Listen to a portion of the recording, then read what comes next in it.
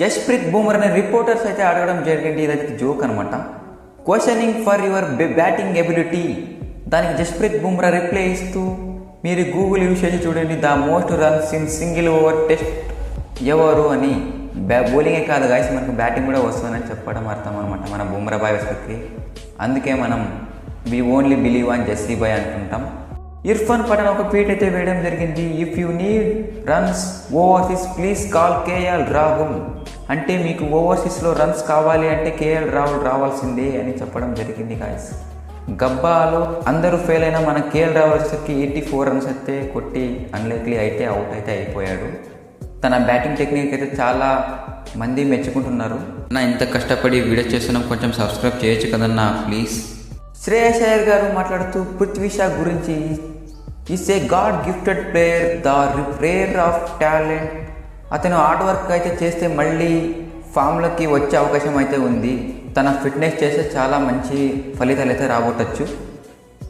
అతను చెడగొట్టింది మాత్రం 100% మనీనే కాదు. ఎందుకంటే ఇంత చిన్న వయసులో తనకైతే 40 crores నెట్వర్క్ అయితే ఉంది.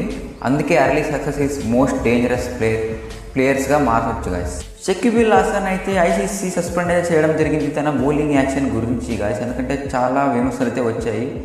ఈసీబీ వాళ్ళు కూడా వాళ్ళ టోర్నమెంట్స్లో కూడా బౌలింగ్ యాక్షన్ అయితే అలౌ చేయలేదు. అండ్ ఐసీసీ కూడా అదే చెప్పింది, నువ్వు అయితే బౌలింగ్ అయితే చేయకు నాన్న.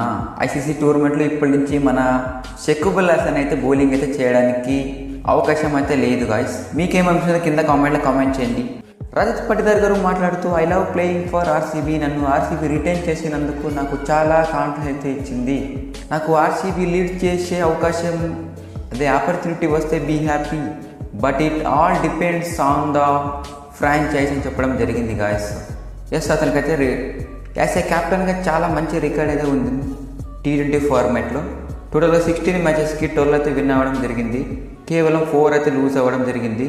యాజ్ ఏ క్యాప్టెన్గా 75 విన్నింగ్ రేషియో అయితే ఉంది. మధ్యప్రదేశ్ దాదాపుగా 13 years తర్వాత ఫైనల్కి అయితే తీసుకువెళ్ళాడు, బట్ బ్యాడ్ లైక్లీ అయితే ఓడిపోవడం జరిగింది. అందులో తన అయితే 40 balls 81 runs అయితే కొట్టడం జరిగింది. మంచి పిక్ అయితే అవ్వచ్చు క్యాప్టెన్గా, చెప్పలేము మన ఆర్సీబీ ఎలా ఆలోచిస్తుందో అని.